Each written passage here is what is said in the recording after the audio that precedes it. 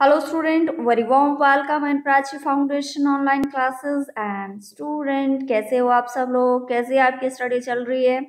बहुत बढ़िया चल रही होगी। तो आज हम चैप्टर डिस्कस करने वाले हैं, चैप्टर नंबर 9। आज शुरुआत नहीं है, आज हमारा लेक्चर नंबर 2 है और चैप्टर का नाम है crop production and it's management.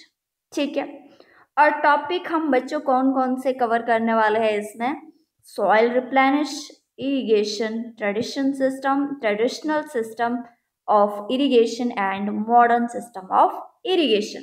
ठीक है बच्चों, और मुझे उम्मीद है कि आपने लेक्चर 1 देखा होगा और आपको अच्छे से समझ में आया होगा, किसी के डाउट आए ही नहीं। और जो 1-2 डाउट आए थे उनको हमने क्लियर किया तुरंत विद इन 10 मिनट। तो मुझे उम्मीद है अगर आपको इसमें भी कोई प्रॉब्लम आती है तो आप ज़रूर पूछिएगा। तो बच्चों, जैसा कि हम जानते हैं क्रॉप को इम्पॉर्टेंट न्यूट्रिएंट्स की ज़रूरत होती है फॉर देयर प्रॉपर ग्रोथ, और ये इम्पॉर्टेंट न्यूट्रिएंट जो है प्लांट को सॉइल से ही मिलते हैं, ये भी हम जानते हैं। यदि फार्मर हर साल एक ही फील्ड में, ठीक है, एक ही फील्ड में एक ही क्रॉप्स को बार बार उगाता है तो उस फील्ड की प्रोडक्शन जो कैपेसिटी है बच्चों, वो धीरे धीरे खत्म हो जाती है। ऐसा इसलिए होता है क्योंकि सेम प्लांट हर साल अपनी प्रॉपर ग्रोथ एंड डेवलपमेंट के लिए सेम न्यूट्रिएंट्स यूज करेगा, और जिस कारण सॉइल के अंदर उस न्यूट्रिएंट्स, ठीक है, उस न्यूट्रिएंट्स की जो है वो कमी हो जाएगी और सॉइल जो है धीरे धीरे धीरे धीरे धीरे क्या हो जाएगा? इनफर्टाइल हो जाएगी। इसीलिए सॉइल की फर्टिलिटी को बनाए रखने के लिए फार्मर्स डिफरेंट मेथड यूज करते हैं, जिनको कि हम डिटेल में बारी बारी पढ़ेंगे। ठीक है, सबसे पहला मेथड हम पढ़ेंगे फील्ड फैलो। ठीक है, एग्रीकल्चर लैंड को 1-2 सीजन के लिए कल्टीवेट किया नहीं जाता है, यानी यहाँ से हम थोड़ा सा इसको चेंज कर लेते हैं बच्चों। 1 to 2 सीजन, साल नहीं बोला मैंने। ठीक है, ठीक है, तो 1-2 सीजन के लिए क्या हो जाता है, इसको कल्टीवेट नहीं किया जाता है। कल्टीवेट ना करने का मतलब है बच्चों, यहाँ पर कोई भी क्रॉप्स जो है वो नहीं उगाई जाती। कारण ये है कि इस दौरान यहाँ पर डेड और जो डिकेइंग प्लांट और एनिमल मैटर जो है वो इकट्ठे हो जाते हैं, जिस कारण माइक्रोब्स के द्वारा जो ये माइक्रोब जो है वो सॉइल में पहले से मौजूद है, उनके द्वारा इनको डेड और ये जो डेड मैटर है उनको डिके किया जाता है, उनको गलाया सड़ाया जाता है। तो इनमें जो मौजूद न्यूट्रिएंट्स होता है उसको इसी सॉइल में वापस से रिलीज किया जाता है। क्या किया जाता है? छोड़ दिया जाता है, जिससे ये सॉइल जो है दोबारा रिप्लेनिश हो जाती है, दोबारा इसके अंदर सारे वो न्यूट्रिएंट्स आ जाते हैं जो धीरे धीरे जो है वो खत्म हो रहे थे। ठीक है बच्चों, नेक्स्ट हम बात करेंगे क्रॉप प्रोडक्शन की। कुछ ऐसी क्रॉप्स जैसे वीट या राइस की अगर हम बात करें तो वीट और एक राइस सॉइल में मौजूद बहुत सारा नाइट्रोजन यूज करती है। ठीक है, यानी जो वीट और राइस की क्रॉप्स है वो सॉइल में मौजूद जो नाइट्रोजन जो होता है वो ज़्यादा यूज़ करती है, तो जिस कारण नाइट्रोजन जो है वो बड़ी मात्रा में ख़त्म होने लगता है। इसका सॉल्यूशन इतना ही है कि इन सीरियल क्रॉप के साथ साथ लिगुमिनियस, ठीक है, जो दाल वाले जैसे प्लांट्स होते हैं, क्रॉप्स को भी उगाना चाहिए, क्योंकि ये जो लिगुमिनियस क्रॉप्स होती है इनमें क्या होता है, ये क्या करती है, सॉइल में नाइट्रोजन को फिक्स करने की कैपेसिटी रहती है। तो इसीलिए जितने भी ये सीरियल क्रॉप रहती है, ठीक है, इनके साथ साथ जो है वो लिगुमिनियस क्रॉप को भी उगाना चाहिए। सेकेंड हम बात करेंगे मैन्योर की। एनिमल एंड प्लांट के वेस्ट को डिकम्पोज करने, ठीक है, ये जो एनिमल है, ठीक है, एनिमल एंड प्लांट के वेस्ट को डिकम्पोज करने में और मैन्योर को कन्वर्ट किया जाता है, यानी इनके जो वेस्ट मटेरियल है इनको डिकम्पोज करके मैन्योर में कन्वर्ट कर दिया जाता है, जिससे सॉइल को जो न्यूट्रिएंट्स है वो मिल जाते हैं। फार्मर एनिमल डंग, जिसको गोबर भी बोलते हैं, animal dung, vegetable waste, plant waste, ठीक है, को ओपन प्लेस में डंप कर देते हैं और उन्हें डिकम्पोज होने के लिए छोड़ दिया जाता है, और इस वेस्ट को बैक्टीरिया और फंगी के द्वारा डिकम्पोज किया जाता है। इस प्रोसेस में 1 मंथ या थोड़ा इससे ज़्यादा का समय लग सकता है, लेकिन इसके बाद ये जो मैन्योर है वो रेडी है। अब बीज बोने से पहले सॉइल में इसको मिक्स कर दिया जाता है, ताकि जो सॉइल के अंदर गायब न्यूट्रिएंट्स है या जो न्यूट्रिएंट्स रिड्यूस हो चुके हैं वो वापस से उसमें आ सके। तो ये तो हुआ एक तरीका कि हम किस तरीके से सॉइल को और ज़्यादा फर्टाइल बना सकते हैं। फार्मर कुछ ऐसे और तरीके भी यूज़ करते हैं जिनको हम पढ़ेंगे। जैसे फार्मर जो है कुछ ऐसे प्लांट उगाते हैं साथ साथ जो जल्दी ग्रो हो जाते हैं, ठीक है। जैसे हम बात करेंगे अल्फाला, मिलेट एक्सेट्रा, और ये जब ग्रीन ही रहते हैं तभी उनको प्लाफिंग के द्वारा निकाल दिया जाता है, जिससे जो सॉइल है उसको ग्रीन मैन्योर मिल जाता है। और मैन्योर में नाइट्रोजन इस वाले ये जो ऐसे प्लांट्स होते हैं इनमें जो है वो फास्फोरस और नाइट्रोजन, यानी नाइट्रोजन और फास्फोरस की भरपूर मात्रा होती है और ये सॉइल की क्वालिटी को इम्प्रूव करने का काम करती है। इसके अलावा ये सॉइल में वाटर होल्डिंग की कैपेसिटी को भी इम्प्रूव करती है, ठीक है बच्चों। नेक्स्ट हम बात करेंगे फर्टिलाइजर की। ऐसे केमिकल सब्सटेंसेस जिसमें नाइट्रोजन, फास्फोरस और पोटेशियम की भरपूर मात्रा होती है। नाइट्रोजन, फास्फोरस और पोटेशियम NPP की भरपूर मात्रा होती है। फर्टिलाइज़र जो है बच्चों फैक्ट्री में प्रोड्यूस किया जाता है, फैक्ट्रीज में प्रोड्यूस किया जाता है और मैन्योर के कंपैरिजन में इसे आसानी से स्टोर और ट्रांसपोर्ट किया जाता है। पानी में, वाटर में ये इजीली सॉल्युबल है, जिस कारण प्लांट इन्हें आसानी से एब्जॉर्ब कर लेते हैं, ठीक है। जिस कारण जो प्लांट है इन्हें आसानी से एब्जॉर्ब कर लेते हैं। बट यही है कि अगर इनका ओवर यूज़ किया जाए तो धीरे धीरे ये सॉइल का जो उपजाऊपन है या बोल सकते हैं फर्टिलिटी है वो धीरे धीरे जो है वो कम हो जाती है, और एक टाइम ऐसा आ जाता है जब वो लैंड जो है वो बंजर पड़ जाती है, इनफर्टाइल हो जाती है पूरी तरीके से, ठीक है। अब हम बात करेंगे इरिगेशन की। तो पहले थोड़ा सा समझ लेते हैं कि इरिगेशन क्या है। The supply of water to the plant in the field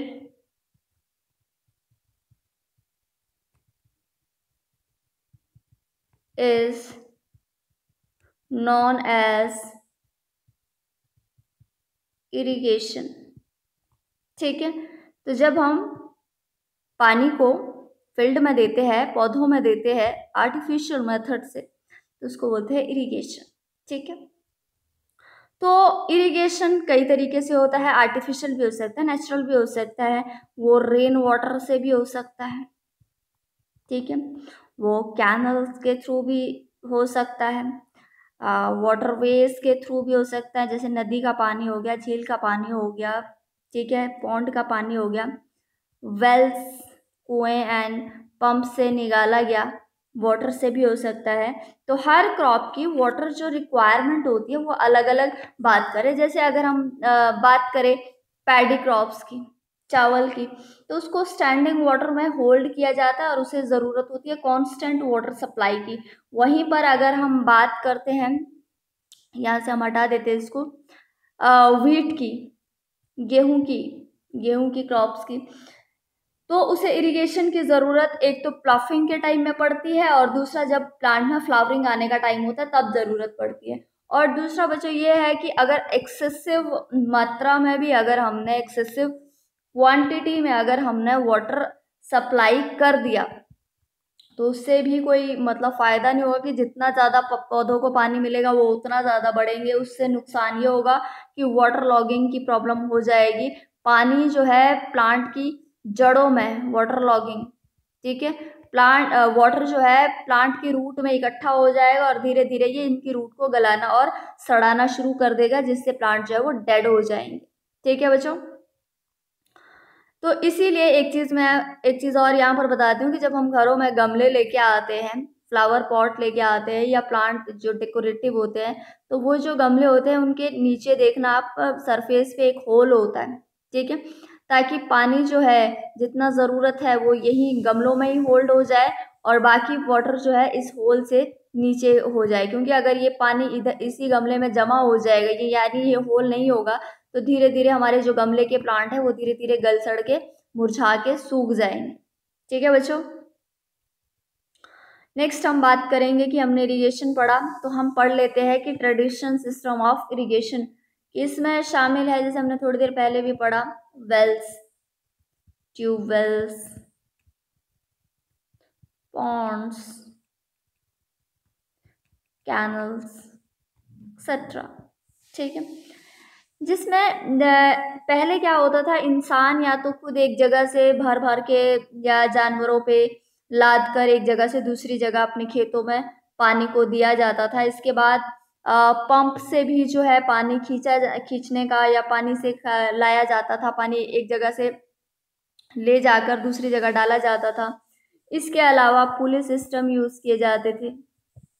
ठीक है, इसके अलावा लीवर सिस्टम यूज किए जाते थे।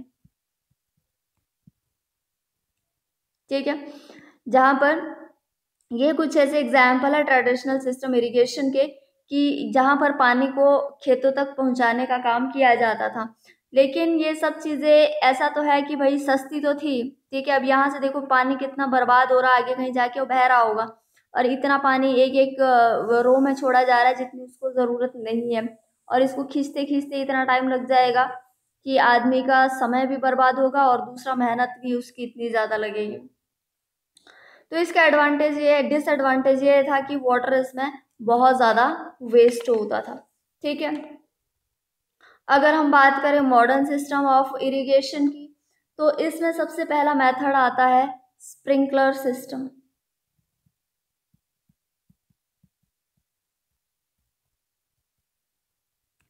इस मेथड में प्लांट को पानी स्प्रिंकल, ये जैसे ये स्प्रिंकल छिड़काव के द्वारा दिया जाता है और ऐसा लगता है किसी जगह में जैसे बारिश हो रही हो। ये मेथड ज़्यादातर उन एरिया में यूज़ किया जाता है बच्चों जहाँ पर अनइवन लैंड हो या ऐसी जगह जहाँ पर सॉइल के वाटर को होल्ड करने की कैपेसिटी कम हो। अब यहाँ पर आप देख रहे हो कि ये एक परपेंडिकुलर पाइप है, ठीक है, इसके टॉप में एक रोटेटिंग नोजल लगी है जिसमें कि होल्स बने हुए हैं, ठीक है, और ये मेन पाइपलाइन से, जैसे ये वाला देख रहे हो ना आप, ये वाला ये मेन पाइपलाइन से जो है वो जुड़ा हुआ है। और ये जो परपेंडिकुलर पाइप है यहाँ पर ये देख रहे हो, इसको जमीन में गाड़ दिया जाता है नीचे एक डंडे के सहारे। अभी तो इसमें और मॉडर्न किया जाता है कि मतलब एक डंडा इसमें ऑटोमेटिक ही आता है, पहले इसको एक डंडे के सहारे जो है नीचे जमीन में गाड़ दिया जाता था और मेन पाइपलाइन से इसको जोड़ दिया जाता था और किसी खेत के किसी एक पार्ट में इसको फिक्स कर दिया जाता है, जिसमें आप बहुत सारे देखो स्प्रिंकलर यहाँ पर एक खेत में दिखाई दे रहे हैं। तो जब ये मेन पाइपलाइन से पीछे से पानी छोड़ा जाता है तो इसकी नोजल में जैसे ही प्रेशर से पानी जाता है तो ये जो नोजल है वो घूमने लगती है, गोल गोल घूमने लगती है और इसकी नोजल में जो होल है इससे पानी जो है वो बाहर गिरने लग जाता है। तो जब ये गोल गोल किसी एक एरिया में घूमता है तो वहाँ पर कुछ टाइम के लिए इसको रखा जाता है ताकि सारी प्लांट्स को, सारे क्रॉप्स को अच्छे से पानी मिल सके। दूसरा, अगर हम बात करें ड्रिप सिस्टम की, तो ये मेथड उन जगहों के लिए बहुत ही कारगर है जहाँ पर पानी की कमी होती है। इस मेथड में वाटर को ड्रॉप बाय ड्रॉप बस प्लांट के पास, उसकी रूट के पास छोड़ दिया जाता है इसमें देख सकते हो कि पूरी फील्ड में एक नेटवर्क होता है जिसमें वाटर का जो वेस्टेज है वो नहीं होता है। ठीक है, कई बार क्या देखा गया है बच्चों की बेमौसम बारिश होती है। ठीक है, बारिश यानी रेन होती है, तेज हवाएं चलती हैं, स्ट्रॉन्ग विंड, तेज हवाएं चलती है, तो इन सब का असर जो है वो फसलों पर भी देखने को मिलता है। पकी हुई फसलें जिनमें ऑलरेडी आ चुके हैं, दाने आ चुके हैं, देखो क्रॉप्स लग चुकी है, इसमें मेज भुट्टे लग चुके हैं, तो इन बारिश के कारण, स्ट्रॉन्ग विंड के कारण वो गिर जाते हैं, जिसको बोलते हैं लॉजिंग। इसमें इससे क्रॉप प्रोडक्शन पर भी असर पड़ता है, और इससे जो फसल की क्वालिटी है, ग्रेन्स की क्वालिटी है, इस पर भी इसका असर पड़ता है वो लॉजिंग का। तो हम बात करेंगे role of leguminous plant in increasing the nitrogen content of the soil. जैसे हमने थोड़ी देर पहले पढ़ा कि जो सीरियल्स वाले प्लांट होते हैं उनके साथ हमें लिगुमिनियस प्लांट्स को फिक्स कर देना चाहिए, क्योंकि ये नाइट्रोजन को फिक्स करने का काम करते हैं, और नाइट्रोजन जो है हम जानते हैं हमारे इन्वायरमेंट में 78% है। अब ये कैसे काम करता है और किस तरीके से कौन कौन सी ऐसी फसलें हैं, हम इनके बारे में बात करते हैं। प्लांट जैसे, ये हटा देते हैं हम यहाँ से, प्लांट जैसे पी प्लांट, बीन्स हो गया, ज़्यादातर दाल वाले जो हो गए, यानी कि सोयाबीन, इसके अलावा और भी है, ठीक है, एक्सेट्रा। इन प्लांट को लिगुमिनियस प्लांट कहते हैं। इनकी एबिलिटी यही है कि गैसियस नाइट्रोजन को फिक्स करते हैं और उसे नाइट्रोजीनियस सॉल्ट में, यहाँ से इसको हटा देते हैं, नाइट्रोजीनियस सॉल्ट में कन्वर्ट कर देते हैं, यानी उसके लिक्विड फॉर्म में उसको कन्वर्ट कर देते हैं, जिससे प्लांट उसको आसानी से एब्जॉर्ब कर सकते हैं। इसीलिए लिगुमिनियस प्लांट को एग्रीकल्चर में बहुत ही इंपॉर्टेंट माना जाता है। इसके अलावा ये केमिकल फर्टिलाइजर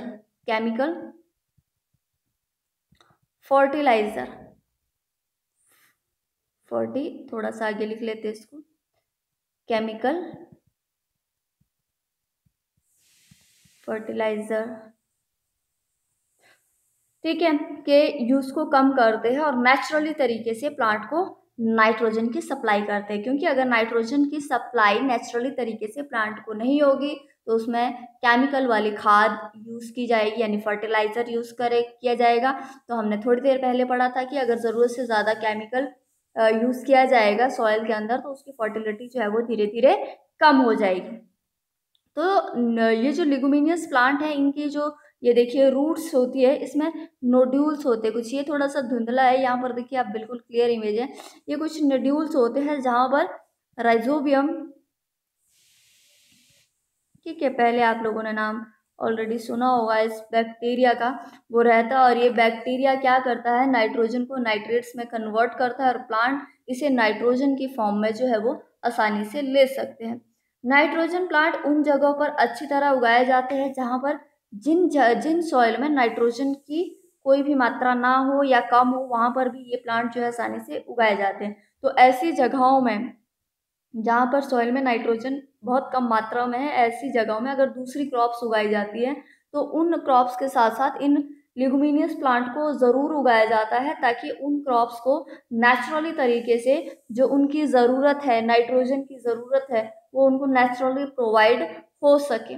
ठीक है, तो उसके बाद क्या होता है बच्चों, अगर इन लिगुमिनियस प्लांट को उखाड़ भी दिया जाता है, जब यानी फसल पक गई, तैयार हो गई, मटर लग गए, ठीक है, पीछे हमने पढ़ा था ना कि मटर लग गए, किन किन को बोलते हैं, बीन्स लग गई, सोयाबीन लग गई, उसके बाद अगर हम इन फसलों को हार्वेस्ट भी करते हैं तो इनकी जो रूट्स होती है वो सॉइल के अंदर ही रहती है, उसके बाद प्लफ करके उनको थोड़ा बाहर निकाला जाता है और ऐसे ही कुछ टाइम के लिए छोड़ा जाता है, तो जिसके कारण वो धीरे धीरे वहीं इस खेत में पड़े पड़े जो है वो डिके होना शुरू हो जाती है, सड़ना स्टार्ट हो जाती है, और जिसके कारण इसमें मौजूद जितने भी नाइट्रोजन के कंपाउंड्स है वो सॉइल में रिलीज हो जाते हैं। तो नेक्स्ट टाइम जब वापस से क्रॉप्स फील्ड में उगाई जाती है तो उसको नाइट्रोजन के कंपाउंड्स जो है, नाइट्रोजन जो है वो भरपूर मात्रा में मिलती है। तो ये बहुत ही ज़्यादा ज़रूरी फसल है, क्रॉप है एग्रीकल्चर फील्ड में। तो फार्मर इसका बहुत अच्छे से ध्यान रखते हैं और अपने क्रॉप प्रोडक्शन को दुगना करते हैं। तो ये था बच्चों हमारा ये लेक्चर। अब हम लास्ट लेक्चर में मिलेंगे, लेक्चर नंबर 3 में। तब तक आप रिवाइज करके आइए और जल्दी जल्दी अपना जो डाउट है वो पूछिए और रेडी होके वापस आ जाइए।